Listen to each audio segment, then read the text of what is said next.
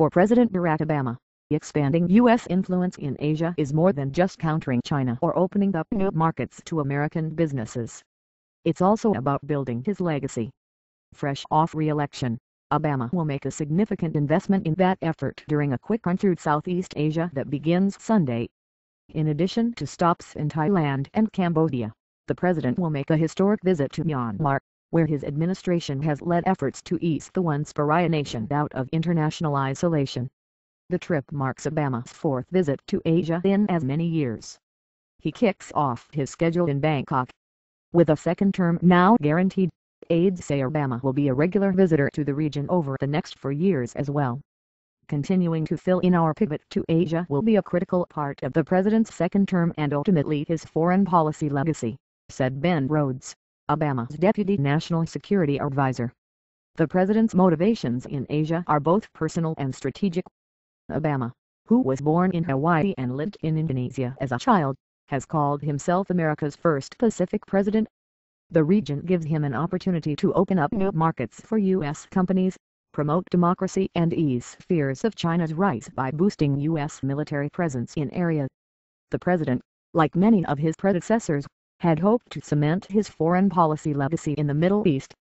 He visited two major allies in the region, Egypt and Saudi Arabia, on one of his first overseas trips as president and attempted to revive peace talks between Israel and the Palestinians. But those talks stalled, and fresh outbursts of violence between Israel and the Palestinians make the prospects of a peace accord appear increasingly slim. The Obama-backed Arab Spring democracy push has had mixed results so far, with Islamists taking power in Egypt and progress in Libya tainted by the deadly attacks on the U.S. consulate in Benghazi. Obama hasn't been back to the region since 2009. In Asia, however, Obama will be viewed as something of an elder statesman when he returns less than 2 weeks after winning re-election. The region is undergoing significant leadership changes, most notably in China, where the Communist Party tapped new leaders last week. Japan and South Korea will both hold new elections soon. Most of the leaders he'll meet with will not have a tenure as long as he will as president, said Michael Green, an Asia scholar at the Washington-based Center for Strategic and International Studies. So he'll go into this in a very strong position.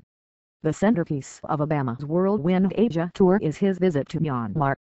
It will be the first time the U.S. president has visited the former pariah state. Myanmar has become something of a pet project for Obama and his national security aides, who have cheered the country's significant strides toward democracy. Obama lifted some U.S. penalties on Myanmar, appointed a permanent U.S. ambassador and hosted democracy leader Aung San Suu Kyi at the White House this year. Many of the same strategic motivations behind Obama's larger focus on Asia are at play in Myanmar, which is known by the U.S. as Burma. The country long has oriented itself toward China, but the easing of sanctions gives American businesses a chance to gain the foothold there.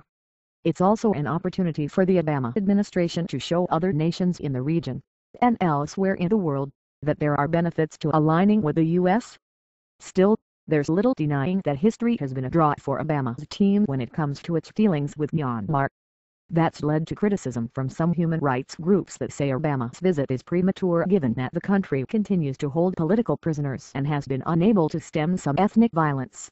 This trip risks being an ill-timed presidential pat on the back for a regime that has looked the other way as violence rages, destroying villages and communities just in the last few weeks, said Suzanne Nossel, the U.S.-based director